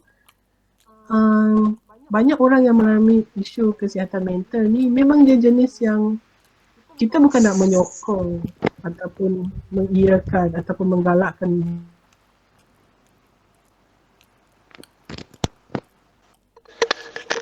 Balik ni kenapa dia jadi macam tu? Okay? Dia cepat trigger, kenapa? Okay. Okay dah pukul 10 dah. Cepat dia. Dah. Okey Puan, satu lagi. Kalau budak tu yang ada anxiety tu dalam kelas kan, kita dah kena pasti. Lepas itu apakah tindakan kita? Adakah kita minta dia pergi terus ke BNK ke ataupun kekal kena kelas? Tetapi kalau guru BNK tidak ada, apa yang kita perlu, apa tindakan yang perlu kita ambil? Kadang-kadang kita takut tersalah gurau ke, apakah takut dia terasa kan kalau budak yang anxiety ni. Jadi apa tindakan kita? Okay, kalau ada student yang memang ada anxiety apa semua, kita janganlah layan dia berbeza daripada orang lain. Kita buat macam biasa je. Tapi pastikan dia sentiasa dapatkan counselling lah. Counselling untuk dia manage dia punya anxiety tu. Maksudnya buat macam biasa, layan macam orang normal, orang yang sama dalam kelas tu. Jangan sebab dia anxiety tu, dia tu diletakkan lain daripada orang lain. Nanti dia akan terasa juga sebab orang tahu dia anxiety, dia terasa lah dia dilayan dengan berbeza. Tapi kita layan je macam biasa. Cuma just tanya keadaan awak macam mana, okey tak, boleh faham tak apa yang saya ajar. Dan yang penting dia sentiasa ada counselling lah ataupun terapi lah. Mungkin boleh rujuk kepada unit counselling. Cikgu Martina macam mana?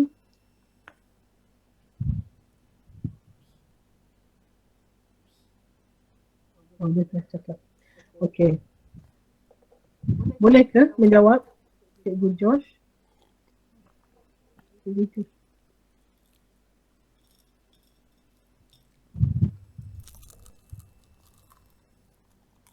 Saya harap boleh menjawab persoalan tadi tu. Tapi kalau berlaku macam panic attack, kita boleh ajar dia tadilah, dia breathing tadi. Dia breathing tadi, kita boleh ajar dia.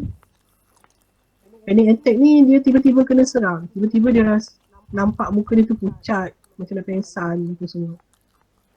Kenapa ni? Tanya dia kenapa. Mungkin dia rasa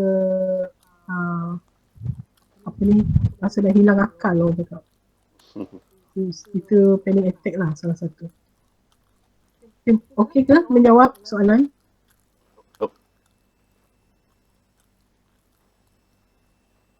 Okey. Imagery ni tadi, saya sambung sikit ya. Imagery ni tadi kita bayangkan kita berada di tempat lain. Contohnya tadi kan kes mak ayah bergaduh kat luar bilik. Kita bayangkan kita berada di tepi pantai, pasang lagu, pasang earphone supaya kita mengalihkan perhatian kita daripada situasi yang berlaku ni, supaya kita tak kena serangan panik lah, ataupun kita tak buat benda-benda yang boleh mencederakan diri. Sebab ada orang kalau dia dengar mak ayah dia gaduh, dia dah simpan pisau dalam bilik tu, dia cut, dia cederakan diri dia, tangan dia. Ada orang macam tu. Jadi kita gunalah cara yang lebih sihat, yang tak mencederakan diri, yang sihat lah. Contoh macam tadi bleeding apa semua. Jadi ni kita bayangkan kita berada dengan kawan kita, happy.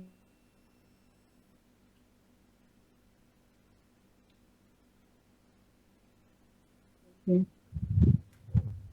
Dan ini yang dikongsikan, penjagaan kendiri, duduk diam, lakukan pernafasan dalam, keluar dan berlari, menikmati perubahan alam, lakukan kebaikan sehari untuk orang lain.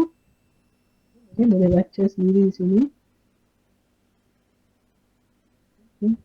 Banyak ada 15.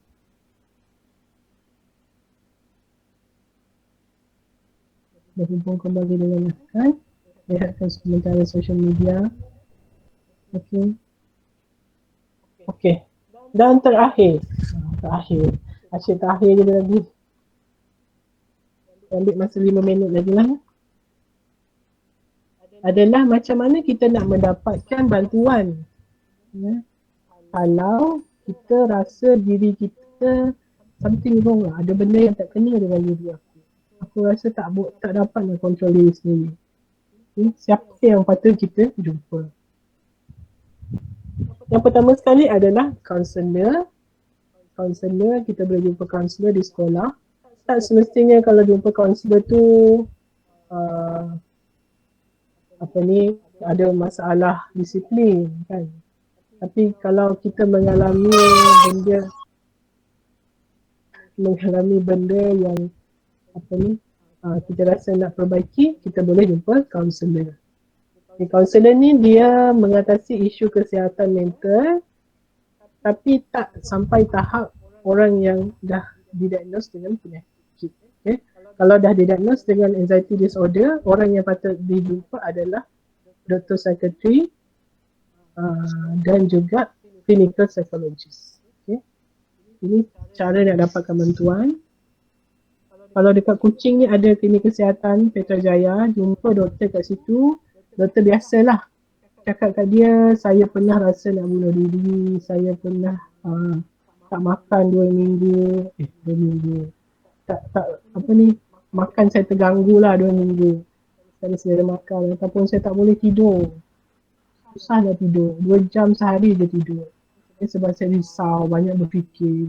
Jumpa doktor dekat klinik kesihatan, dan kalau dia rasa perlu dirujuk kepada doktor psikiatri, dia akan buat surat referral lah, surat rujukan, dan terus jumpa doktor psikiatri. Ataupun boleh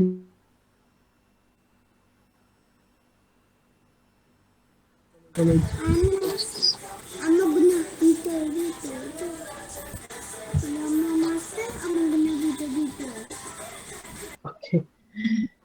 Clinical psychologist ni, apa beza clinical psychologist dengan psychiatrist? Clinical psychologist dia boleh diagnose tapi dia tak boleh bagi ubat. Yang boleh bagi ubat adalah doktor psychiatrist sahaja. Okey. Dah kah?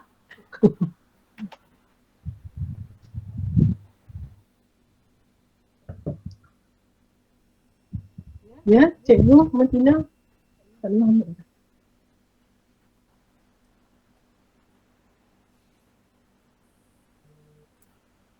Ya dah. Teruskan. Okey. So.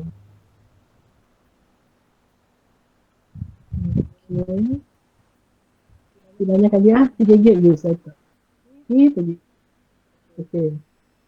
Ataupun ni macam ada kat sini befrienders, boleh Google. Kat kucing pun ada befrienders, ada nombor telefon dia. Dia boleh consult kita secara atas talian lah. Kalau tiba-tiba rasa down hari tu, call lah befrienders. Dia layan lah kita bercakap. And then macam saya cakap tadi, pergi ke klinik terus ataupun pergi ke counselling organisasi kita kat sekolah tu, boleh jumpa. Okey, kemudian ni lelaki dan kesihatan mental. Ni pun stigma yang patut kita kurangkan. Ada orang cakap orang lelaki ni mesti kuat, tak boleh tak boleh ada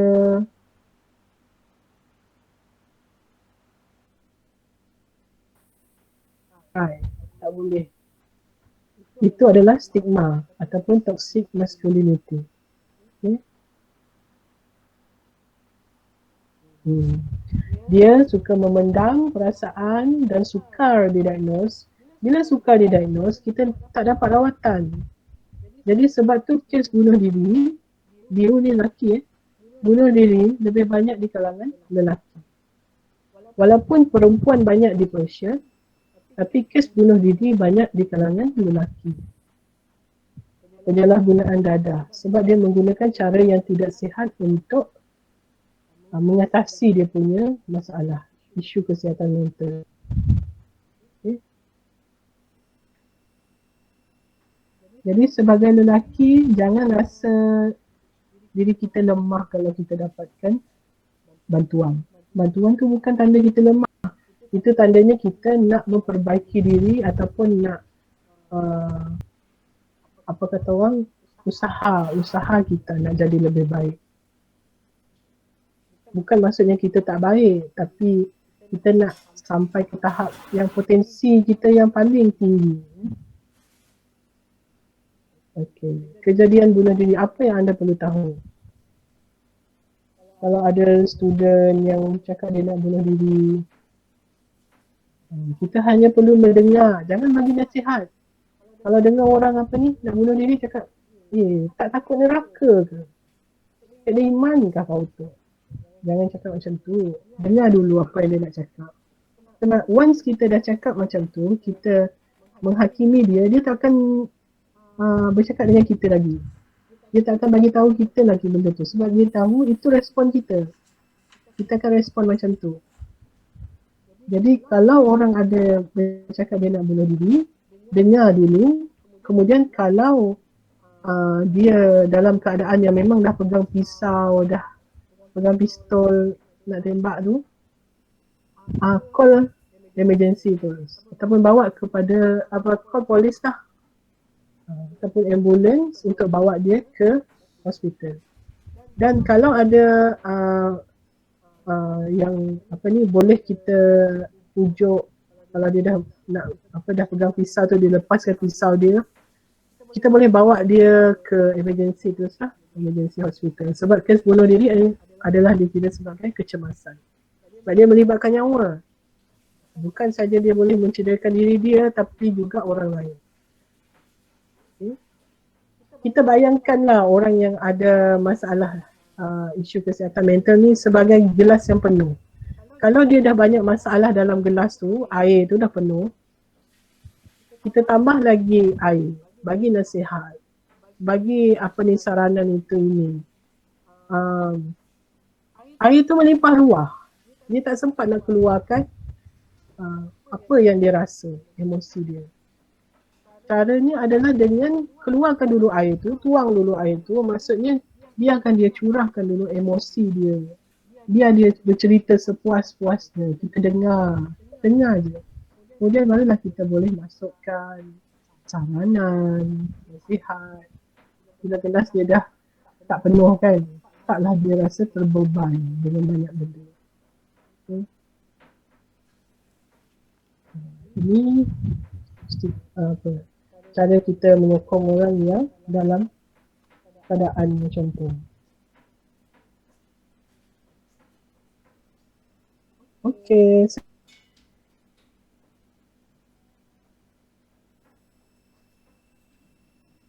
Bipolar disorder type 2 yang telah didiagnos pada tahun 2017. Maknanya dah 4 tahun dah saya mendapatkan rawatan. Sejak dapatkan rawatan ni saya boleh belajar, sambung master dan habis dah. Dan result saya sangat okey. Sem lepas 3.8 GPA. Maksudnya bila kita dapatkan rawatan ataupun kita bantu orang lain dapatkan rawatan, dia boleh mencapai potensi diri dia yang lebih baik. Kalau kita biarkan, dia akan terus tenggelam dan mungkin boleh merenggut nyawa. Baik, itu saja. Terima kasih.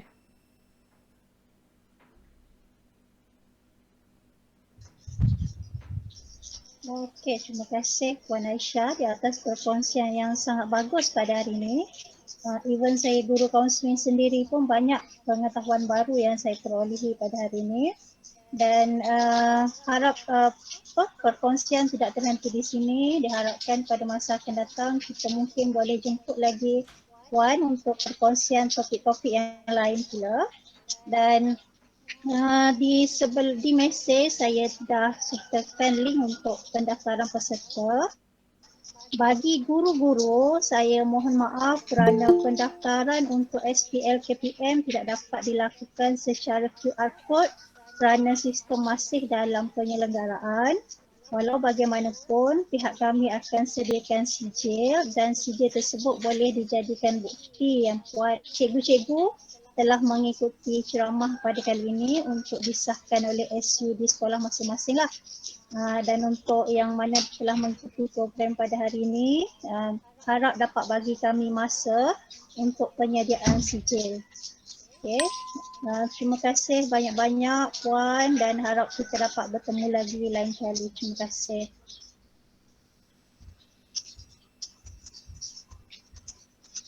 Sebelum tu saya minta untuk yang mana masih ada sini untuk kita on camera sekejap untuk kita ambil gambar.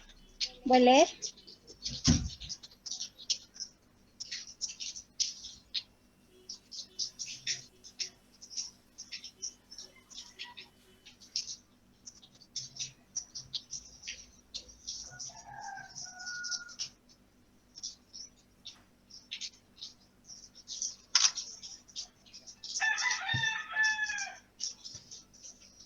Okay, terima kasih semua dan harap dapat terus dalam keadaan mental yang sihat sepanjang PKP ini. Wat? Oh, ada isi di kehadiran dia, Wat. Ketiga yang isinya yo, nak nemu yo. Ay, link je, maksud kami link yang tadi yo. Udah aku tekan linknya, nadanya masuk gitu linknya, masuk ngakai meet to. Bisa.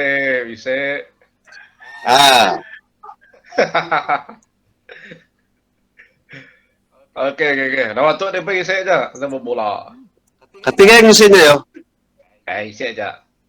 Lagi Nada linknya, nada tanya lain linknya, lu muka meet kita itu link ke pada anuannya. Oke, lagi kemarin. Oke, bye. Okay. Thank you semua, thank you very much. Okay, thank you Cikgu Jamil. Bro, isi link aku ke? lagi share anda gue. Siapa kan nanya minta link tadi, belum tahu ya? Hi.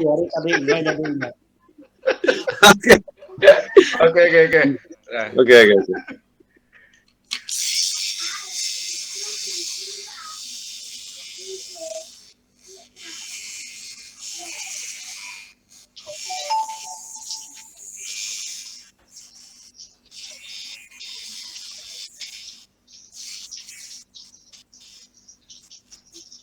Hai Cikgu Adam, apa khabar? Cing tuai. Hai Cikgu Tuai. Apa berita? Oh, mana? Cikgu Adam, apa khabar? Oke, thank you semua. Nanti sijil akan menyusul kemudian pendaftar. Oke, thank you all. Thank you penceramah. Cikgu Jos, thank you. Okay. Bye. Okay. Harap semua isi kehadiran lah. Okay, untuk kita bagi CG nanti. Thank you Cikgu Randi and all.